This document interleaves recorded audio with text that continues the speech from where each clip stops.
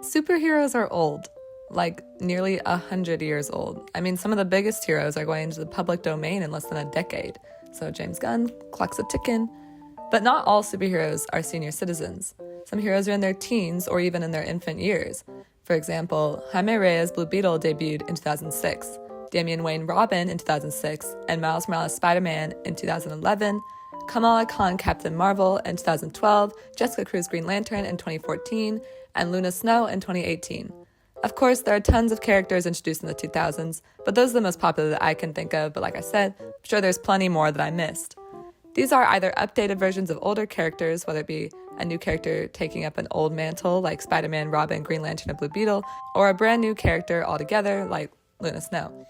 And in these specific situations I mentioned and want to talk about, it worked well and surprisingly didn't piss people off, even some of which have seamlessly worked themselves into the superhero landscape so well that it feels like they were always there. Most of these are, like I said, updates to an older character.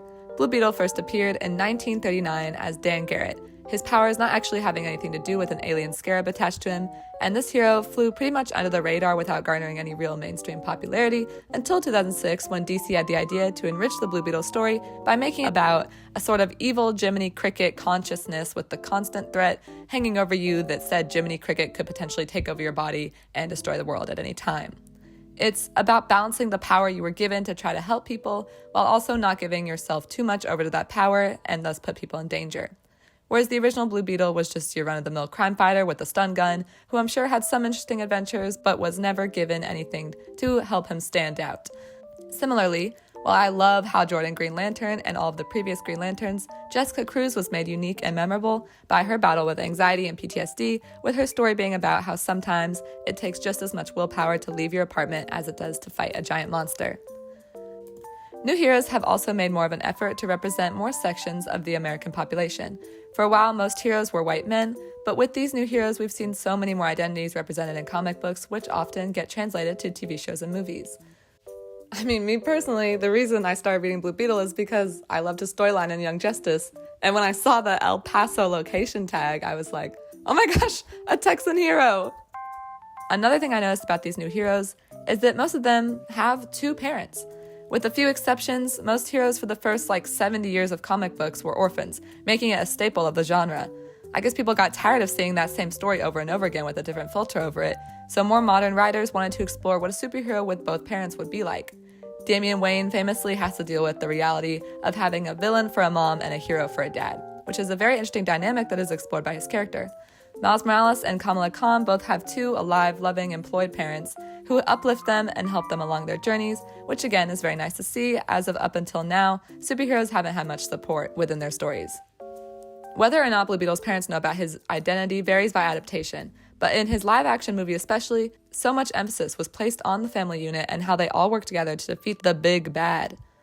I even remember a comic panel that made me laugh back in the day, in which Jaime's mother made sure Jaime completed all of his homework before he flew to another city to fight a villain. Superheroes have always had to deal with real-world problems. So when I see the criticism against superhero stories that they are too unrealistic or fantastical for someone to get invested in, I usually disregard it. These new heroes, however, disprove this argument even further, as they are shown to be dealing with everyday problems on top of the crime fighting and the world-ending threats.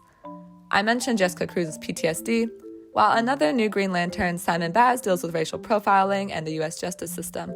Jaime Reyes often has money problems, with a memorable comic page revealing that his deepest desire in life is to become a dentist so that he can put his little sister through college. I think this is a conscious effort to respond to that, frankly unfounded criticism about the superhero genre. Still, I've found myself being really interested in new heroes. I went through a phase where Jessica Cruz Green Lantern was literally all I could think about. She needs more adaptations. Lastly, new heroes are also nice because it's easy to find the entry point. If I one day decided I wanted to get into Batman, I would theoretically have thousands of comics to catch up on. But a new hero, like say Luna Snow, I could start from her very inception without it feeling too overwhelming. Sorry I didn't talk about Luna Snow, by the way. Literally all I know about her is, I am ready to put on a show. So like I said, I only brought up a few points here, but now I'll turn the conversation over to y'all. What do you think? Do you prefer the modern charm of new heroes or the classic, timeless charm of old heroes? Who's your favorite new hero that I failed to mention? Who's a new hero that did piss you off? Don't forget to like and subscribe, and I'll see y'all next time.